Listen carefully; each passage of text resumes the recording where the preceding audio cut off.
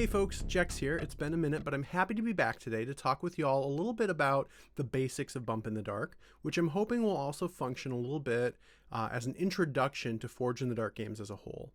This whole thing was inspired by a very valid piece of feedback I got from a commenter on YouTube who pointed out that the videos that have been uploaded previously generally assume knowledge of Forge in the Dark family of games. Today we're going to focus on the basic mechanics. We'll do a couple of videos around that. And I'm planning on doing another video that talks about Bump's approach to investigation, mystery solving, and how it's both similar to and differs from other emergent mystery games, particularly Brindlewood Bay and other Brindleverse carved from Brindlewood games. Now, I suspect that if you're watching this, you already know what Bump in the Dark is, but just in case you don't, Bump in the Dark is a tabletop role-playing game focused on investigating strange happenings. Often monsters, but not always, and action-packed showdowns in a sort of de-industrializing small town in the Northwoods of the United States. It can handle both heroic monster slaying as well as a more horror-focused approach, which is the route I tend to go. Starting out, I'd like to talk about the mechanic at the core of the game. Now, I used to think that the core mechanic was the action roll, but since the release of the Blades in the Dark expansion Deep Cuts, I've switched my thinking. The core mechanic is actually the Devil's Bargain, or what is called a deal with the darkness in Bump in the Dark.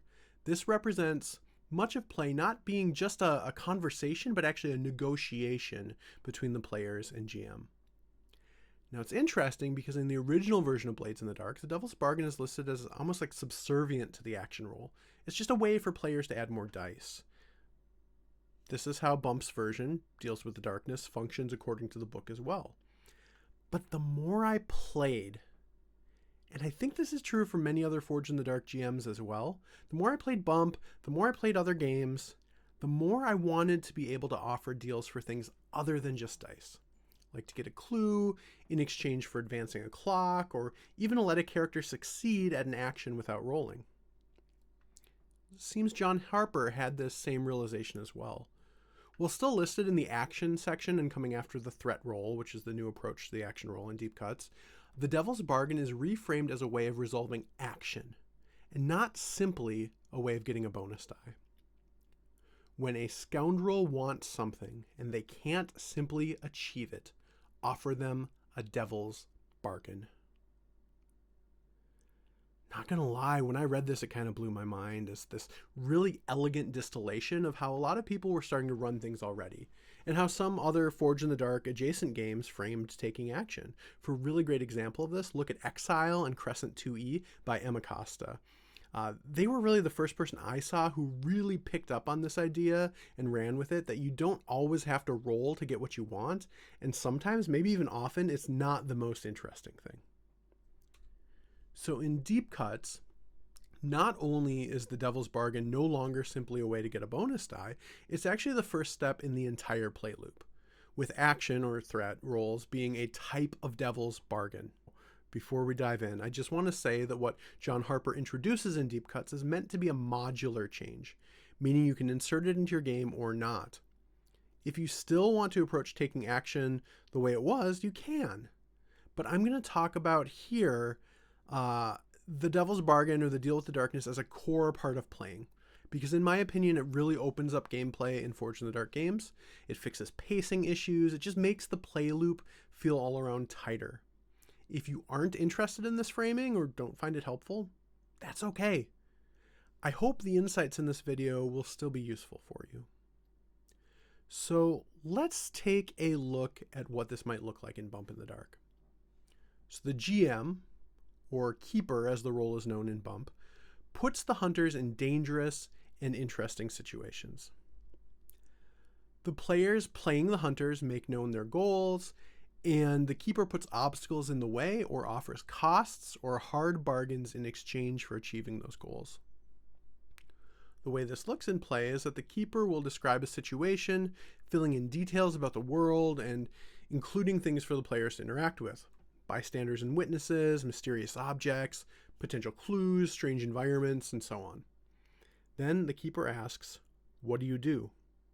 Or, perhaps more to the point, what do you want to achieve here? Maybe one of the players says they're looking for clues and they describe how their hunter goes about doing so. For example, I walk over to the filing cabinet and try to get inside. I want to find records that point to what's really going on here. You now have a goal and an overall approach. As a note, the PC's goal should change the situation in some way. If it doesn't, there is no roll. If it does, then the keeper evaluates whether there's a cost for the PC to achieve their goal. This is based on the fictional situation, established dangers, how much the goal advances the story, pacing needs, your keeper agenda, principles and moves, and so on. There's not a specific formula. Really, you're going to go with your gut instinct most of the time. If there's no cost, no risk or obstacle in the way, no meaningful danger, then the PC can just do it. They get what they want. The drawer slides open easily. You spend a little time digging through files until you find exactly what you're looking for. Land deeds for the property tied up in the Guilty River development project. Go ahead and jot down the clue, misleading deeds. Okay, maybe I could have chosen something more exciting than land deeds for this example, but hopefully you get the point, and hopefully this points at a lot of the investigating in Bump being tied to a dark conspiracy kind of playing out in the background. So this just do it approach has always been the case, but wasn't really spelled out explicitly in the book, so I just want to lay it out now. Sometimes they can just do it. Now, if it isn't something they can just do, you can offer a deal with the darkness, or a devil's bargain in Blades. Either a cost for getting what they want, or an obstacle they must address. Costs should be offered when it's not that interesting to spend a lot of time or attention on something, or to maintain pacing. You don't always need to slow down and zoom in. You make the offer, the PC pays the cost, everyone moves on. Now, costs could be marking luck, stress in Blades, and a lot of other Forged games. Could be introducing a complication, sacrificing an item or gear, some kind of collateral damage or unintended harm, taking heat or raising alarm, taking a condition or harm, ticking a troublesome clock, and so on. What this looks like might be something like, you can definitely get into the filing cabinet, but it's going to take some time. I'll give you a clue in exchange for ticking the countdown clock one time. If the player doesn't agree to the cost, and they might not, anyone at the table, including that player, can offer an alternative cost. Or the GM will present an obstacle. Or it might be that the player themselves would rather roll it. Maybe the player says, no way, my character's the stave. She can pick locks and do it pretty quickly. Can I just roll rig instead? Here, the player defined their own obstacle. The locked drawer needs to be picked if they want to get in quickly. And by the way, you won't always offer a cost first. If you know this is a moment you want to put the spotlight on, you can go right to presenting an obstacle. When you do so, the PC will need to take a risky action to overcome it. Usually this means making an action roll, but it could mean making a resistance roll, rolling with the PAX tier, something else. I think we'll talk more in the next video about rolling dice and the action roll, but I do want to talk a little bit about what the action roll is, especially since people tend to view it as one of the big features that make Forged in the Dark games what they are. So, the GM presents an obstacle. The player will describe how their character attempts to overcome it, usually using one of their action ratings, such as Sway or Wreck or Connect or whatever. Originally in Blades in the Dark, it was up to the player to specify which action they were using, which might then trigger a little bit of back and forth negotiation of the fictional positioning of the character, how effective using that action might be. For example, well, you could try to sway the guard, but he's a bit thick. I think you would have reduced impact. Compelling him, on the other hand, would bring you back up to standard, but it's your choice. In some ways, Forged in the Dark games are built on this kind of negotiation between GM and player, and I find that I actually really enjoy it, but it's not hard to see that it also slows down play and means it's longer before the dice are hitting the table. In the Deep Cut supplement for Blades in the Dark, John Harper simplifies it by saying the player describes what they're doing and the GM tells them which action to roll. And truthfully, this is how many tables already played in practice.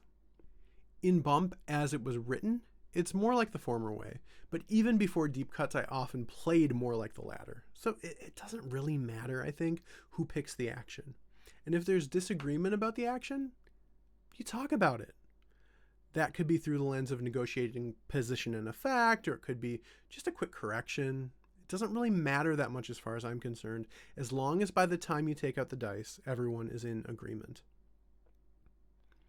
Now, Bump in the Dark still does try to simplify the negotiation process anyway by making all action rolls have risky position by default. We'll talk more about position and effect next video. But really what it means here, all actions are risky. The GM is able to control the impact or effect. So able to say, yeah, this is going to get you a lot, or this isn't going to get you very much. Originally, it was a little different with position and effect level kind of tied together. Then I read Mikey Ham's brilliant, amazing Slugblaster, and I realized I'd been doing it wrong the whole time. So players do still have an important lever here. They can go for broke, which makes the roll more dangerous with worse potential consequences in exchange for better impact. This replicates but simplifies the concept of trading position for effect in Blades in the Dark and other Forged games. They can also play it safe, which makes it less risky in exchange for less impact. But I'll be honest, my tables never take this option, and these days I don't have them roll if there's no meaningful risk. So they roll the dice and then get one of three results. A 6 is a strong hit. The character overcomes the obstacle and the player describes how. On a 4 or 5, they overcome the obstacle, but there's a consequence. And on a 1 to 3, they don't get what they want and there's a consequence. Each of these results is meant to drive the story forward. There's no nothing happens, just new situations that require new solutions. And as an important reminder, a hit is a hit, regardless of whether it's a 6 or a 4 or 5. The PC achieves what they set out to do. It's not a partial success where they only achieve part of it, unless the consequence is reduced impact. As a note, I think that that's usually a bad consequence, but we can talk about that another time. So GMs honor the results. A hit is a hit. Now, if we think of the action roll itself as just another form of deal or bargain, it actually makes a lot of sense. The position and effect negotiation is just the player saying, no, I don't like this cost. How about this cost instead? It's all bargaining in order to achieve what they want to achieve.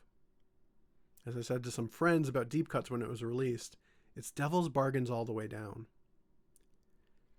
I think this way of playing really opens things up. It highlights the way the conversation is meant to work in this kind of game, while really specifying the roles. As a player, it's your job to give your characters goals. They want to accomplish things and look cool doing it. And as the GM, it's my job to put fun but dangerous shit in your way. Costs for you to pay, obstacles for you to deal with. I think it's actually kind of a really elegant distillation, and it's this back and forth that creates drama, action, and thrills.